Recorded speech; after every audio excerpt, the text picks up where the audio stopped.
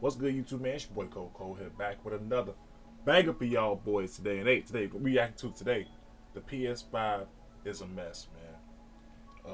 If y'all enjoy this type of content, we should hit the like button, hit that sub button. We're on the road to 4,000 subscribers, man. This video is by Sasha. I'm sorry if I mispronounced your name, Brody. I'm gonna leave the original link to the video in the comment section below. This came out 4 months ago. Shout out to him. I liked it. I'm subbed. Let's hop right into it, man.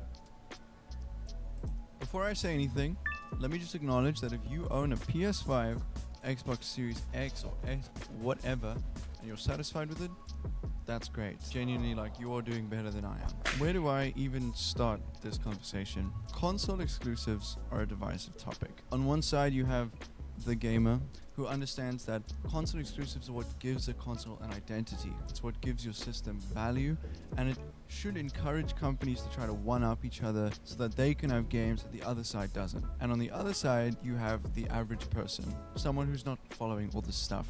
They just saw the new Spider-Man movie, and I agree with the exclusivity.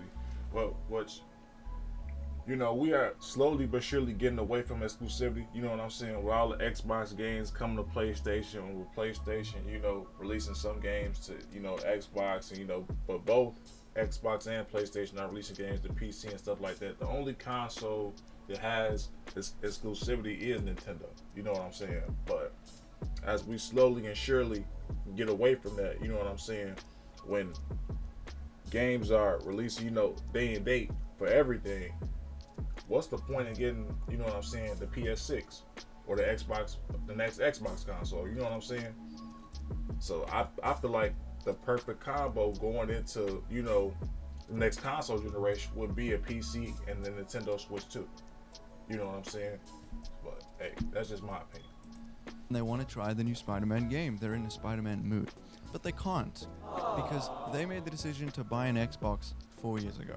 From their perspective, this is completely stupid and greedy.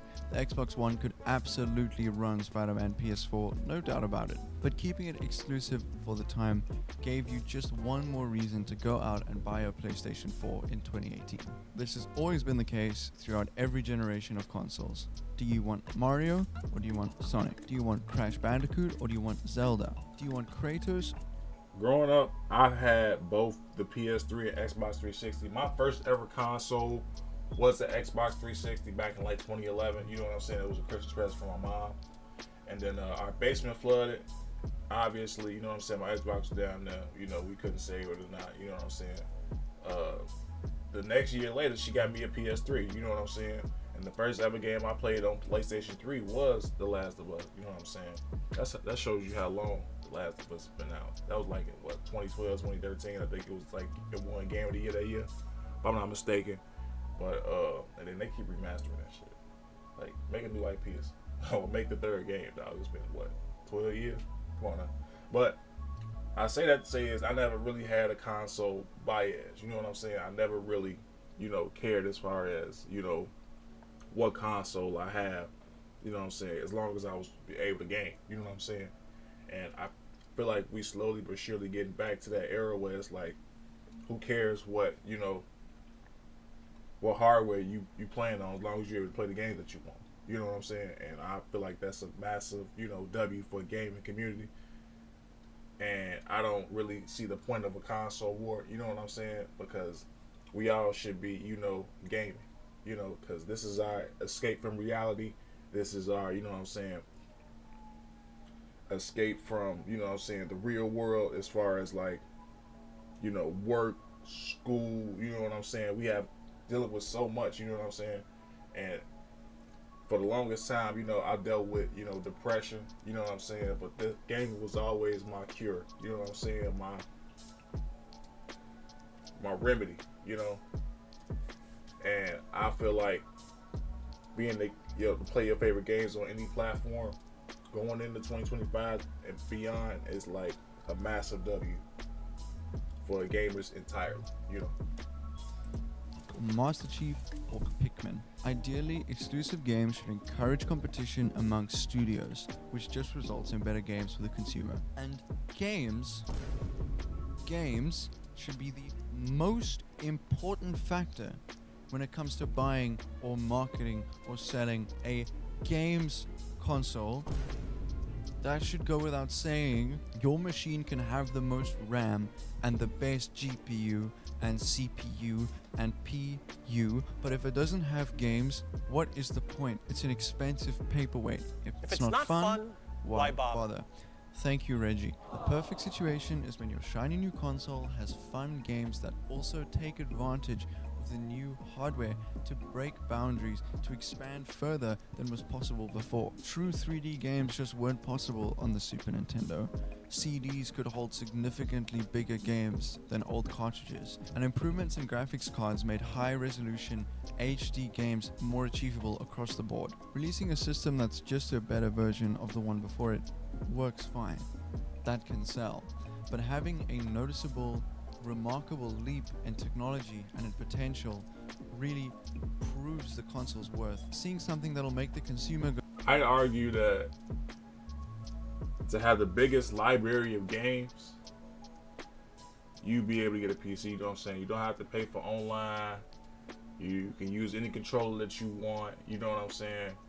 It's just a whole bunch of diversity when it comes to the gaming library. You don't have to, shop on this specific website. You can go on this website, find a better deal, or this website, find an even better deal. You know what I'm saying? There's no, not to mention the mods, not to mention the, the creative freedom. You know what I'm saying? As far as like, the casing and the GPU, the CPU, you know what I'm saying? And I know that might seem scary to people, you know what I'm saying? But it's hella YouTube tutorials on it.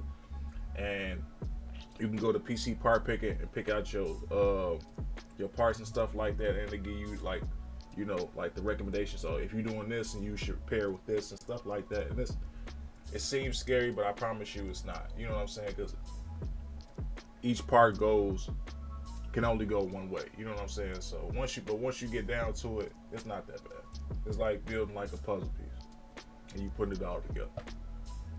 That's what I had to learn, you know what I'm saying? Because I recently switched, you know what I'm saying? I finally got my graphics card back last month, and I've been loving my PC experience ever since.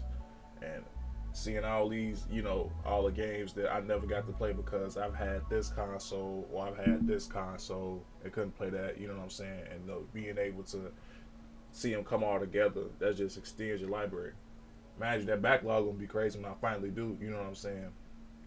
Get down to it, but right now I'm just enjoying playing games. And right now I was playing through, conveniently enough, Ghost of Tsushima. That's what made me stop right here.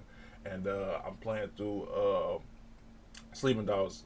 Sleeping Dogs came back in 2012. That's another GTA like game, and I'm loving it, man. I'm loving it. And yeah, that's what gaming should be about, man. Not play. You don't have to play the new necessary releases, you know what I'm saying? They gave it first, I gotta get on $70. Like, no, you don't have to do that. Like, you can take your time and, you know what I'm saying, enjoy this game, and you can wait for this game to come out. Like, say, for example, Stellar Blade. Who knows when Stellar Blade is coming out? You know what I'm saying? But we're not rushing it, We're not rushing for Stellar Blade to come out because we got, 100,000 games on Steam by itself to hold us over until Stellar Blade comes out. You know what I'm saying? So it's not like a need to play everything on release, you know what I'm saying? But if PlayStation does, you know what I'm saying, release day and date, that'll be better for them because that's, more sales on their end, that's more money for us, more money for them, excuse me. And, we all get to, play the game at the same time, you know what I'm saying? Compare our thoughts and opinions on it, you know what I'm saying? I'm talking about the real gamers, not the PlayStation ponies, on Twitter, talking about, PlayStation is the best thing in the world, and stop that. And I'm, like I said, I don't have a console bias. I have both the PlayStation, the Xbox, and Switch. I have everything, you know what I'm saying? So that console war shit doesn't mean anything to me. I'm just telling you, if you want the best price for performance, the PC is the way to go. go, wow, I have to get the new thing because there's no way that would be possible on my old thing. A game like The Last of Us just wouldn't have the same effect on the PlayStation 2. That game needed to be on a more powerful system to tell the kind of story that it does to the degree that it does. Games like Red Dead Redemption 2 or God of War 2018 just would not be possible on the PlayStation 3. Does the PlayStation 3 have games with similar mechanics? Absolutely, but the higher fidelity really enhances the stories, the experiences that these games bring. Studios just don't have that kind of luxury in the current generation. The graphical differences have become so minor that it's not gonna blow you away. This is stuff that we've seen before. AAA games right now are in desperate need of mechanical gameplay innovations, and yet all PS5 games that have come out so far are just rehashes of ideas that we've seen for the last.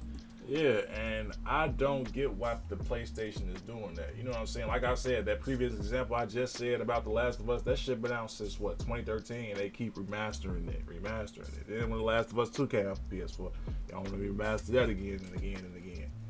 You know what I'm saying? Spider-Man 2018, Spider-Man remastered. Spider-Man, Miles Morales, Miles Morales remastered. Spider-Man 2, then y'all gonna what? Y'all gonna remaster it again for the PS6? Like, can we go back to what Sony used to do? You know what I'm saying? Where's, Sly Cooper? Where's, you know what I'm saying? What's another game? I can't even think right now. But, let's get back to, creating games, creating the IP that made us fall in love with PlayStation in the first place. You know what I'm saying? I don't know, 10 to 15 years or more. So here we are today, almost 4 years since the launch of the PlayStation 5 and the Xbox Series line. These systems are far superior to their predecessors on a hardware level. It's not even close. You and I both know this on paper, but where is this new advanced technology used? Where is this definitive PS5 game that really sells the idea of next gen? Every PS5 release so far has been a slightly nicer looking, polished up version of a PS4 game, or it is literally a PS4 game with the most minute differences. In the last 4 years, not a single game has even tried to showcase the potential of these. We're on year 5 of the PS5, and where's the next PlayStation game that wasn't a PS4 game that was the reason for me getting the PS5 in the first place? You know what I'm saying? Because I've been playing all games that you could play on any console. 2K, COD. You know what I'm saying? Like games that you can play on PC as well and Xbox. Like, but when you really sit down and break it down, where's the first party Sony games that? Oh, okay. This is the reason I got a PS5. You know what I'm saying? And it's just like make it seem like you could have just kept your PS4 at that point. Because all the Sony doing, they just remastering Spider-Man and The Last of Us. It's just like, damn, where's the we could have stayed on PS4 for that, And I got it when it first dropped. When the scalpers had the PS5, you know what I'm saying? I paid $750 for the base PS5. I didn't pay the $750 for the Pro. I'd argue that's a waste of money. You know what I'm saying? Because I'm not trying to be that person to say there's no games, but when you really sit and break it down, it ain't no games on the PS5. No first party Sony games. You know what I'm saying? What games that you playing right now that you can't play on PC or Xbox that you playing right now? Because Call of Duty, NBA 2K, Madden, college football, those was the highest sale games of 2024. And you could play all of those on PC and Xbox as well. So it's just like, damn, where's the first party Sony exclusive that I paid, Granted, I got a PS5 because, that's where all my friends was at. That's how we played all our multiplayer games at. But it's just like when you really sit and right here and think, damn, I don't have a reason to turn on my PS5. You know what I'm saying? What game is gonna make me not turn on my PC, plug this PS5 back up, and say, oh damn, I'm getting this day one. Day one for PS5. Oh yeah, this is the reason I bought a PS5 right here. I haven't seen it. But if you guys enjoy this type of content, you should hit that like button, hit that sub button. We're on the road to 4,000 subscribers, man. Thank you guys so much for watching. Y'all take care.